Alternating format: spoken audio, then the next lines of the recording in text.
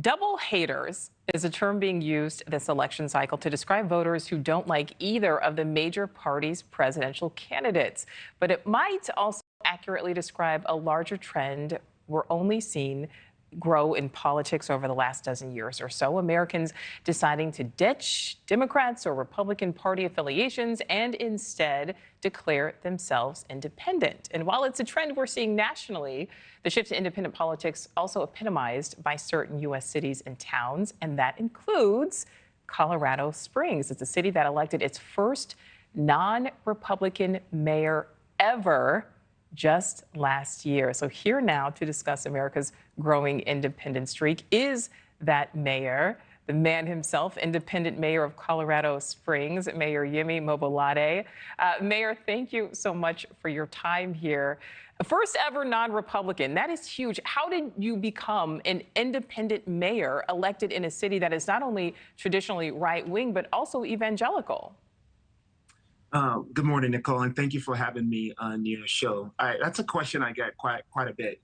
One of the local media partners called it a seismic shift in local politics, and I think what's happening here locally is really it's a small sample of a bigger story of what's happening around the country. I've always been an independent. A lot of people in my city are independents. About 48% of us. I call ourselves the fastest growing political party, and I expect to see more and more of that trend happening, not just here locally, but also nationally. So Mayor, what do you think is the biggest drawback of the two-party system as you see it? Yeah, the boiling the entirety of who we are and our value system into two political parties is not working for many of us Americans. I often say that it's complicated. You know, three major things you'll find out with independents like me is one, we love America. We love this country. We put in people and country over party politics. And it's two, we're driven by strong values. I mean, some of those values live in other parties, but we understand that ideology is not enough. And the third thing is we're very pragmatic.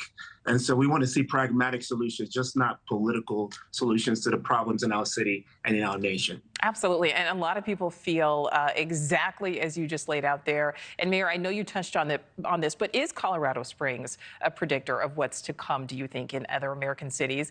And if so, why?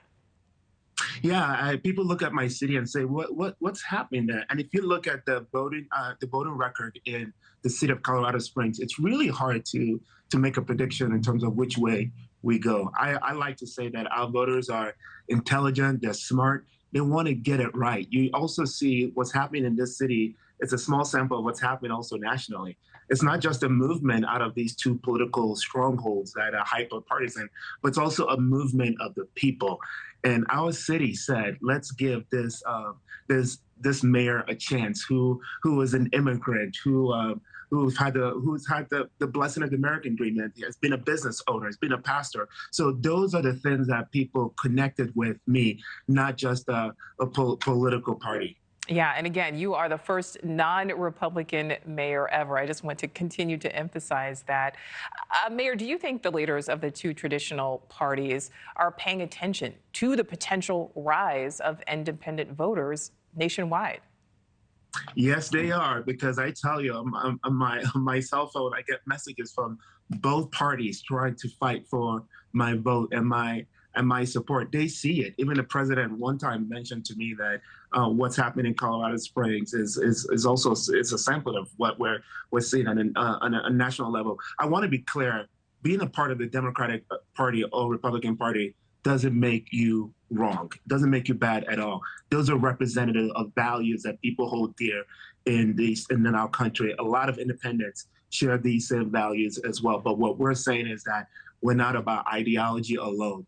We're about pragmatic solutions. We're about love for this country. And we're about leaders who actually put these values over political partisanship. Thank you for watching. Go to newsnationnow.com to find NewsNation on your television provider. And don't forget to click the red subscribe button below to get more of NewsNation's fact-driven, unbiased coverage.